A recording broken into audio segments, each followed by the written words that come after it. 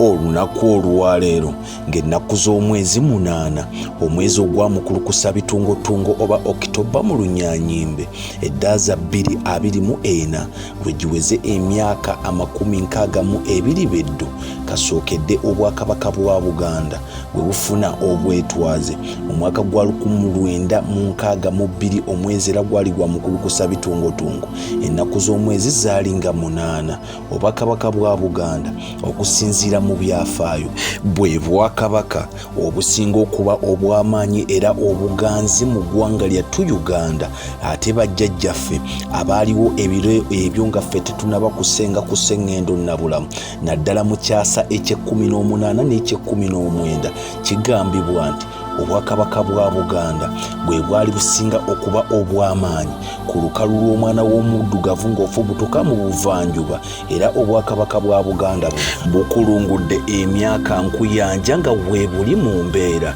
okusinziira ku bawandiisi b'ebyafaayo kigambibwa nti mu kyasa eky'e12 obwakabaka bwa Buganda bwali tebunnatondwawo era ensi eno mwe tweyagalira abangi yali emanyikiddwa nga muwawa wabula mu kyasa eky'e13 nga basinziira ku kabaka amanyikiddwa nga Kato Kintu yatandikawo obwakabaka bwa Buganda buneeno nga bagenda bagattaganya abantu abawamu aboogera olulimi olumu abalina entegeera n'enneeyisa emu ne bakola kye tuyita Obuganda. Kabaka Kintu ye Muganda agambibwa nti ye yasooka ne mukyala we omulungi amanyikiddwa nga Nambi bw'otunuulira abamanyi Oluganda kw'ossa n'okulambika kwalwo kabaka kasita aseerera nakkirira ezzira kumwa ayitibwa Ssekabaka naye bw'otuuka ku Kintu tebateekako lya Ssekabaka kigambibwa mpaawo amanyi mayitirege enfaayo terambikwa mu byafaayo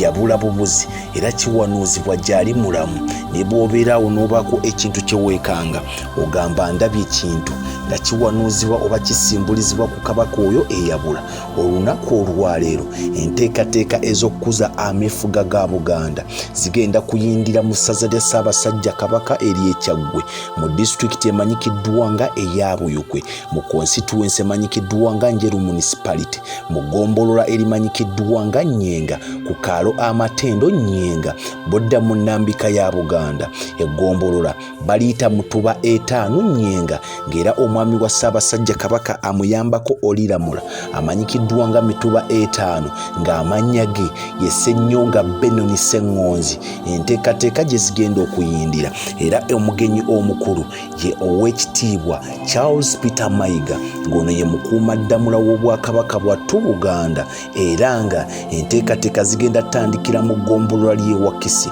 era biri mu disitulikiti y'e Buyukwe. Agenda tandika n'enteekateeka ez'okusimba omuti ng'akabonero ak'ebyafaayo akalaga omukolo guno. Ssaabasajja Kabaka twegatta wamu ffe nga abazzukulu kw'ossa abaana aba Buganda okwagaliza Obuganda bw'olamula ameefuga amasufu era ne tumwagaliza okuwangaala ebisiibo ebyeya n'ebyeya. Ono bamuyita Ssaabasajja Kabaka Maaso Mooji Cuucu Mpologoma Baffe Ssaabasajja Musota Ssaabataka Nnyinimu Nannyiniinsi Ssekkesa Kigere kya Mbogo Kiwamirembe Liiso lya Mpungu Luwangula Magulu Nyondo Makula ga Buganda Mpalabwa Mutaddibwamu Sseggwanga Ssaalongo Namunswa Ssebuufu Bwango Sserwatika Lwattaka Nantalinnya Mukateebe Omuteregga Kiryo Sserulanda Omuteesa Mpagi Sseddugge n'amannya amalala nkuyanja gendesewo naawe osobola okuganoonya n'ogateekawo. Nze omwana Soda Namugereka Ddunda abankuumire nja kudda entaka era mbategeeze ebyafaayo entandikwa y'obwakabaka bwa Buganda n'okuddizibwawo oluvannyuma lw'okuggyibwawo Omumpembe Obote. Subscribing lwa Katonda n'ensi yattu Uganda. Export TV to the world.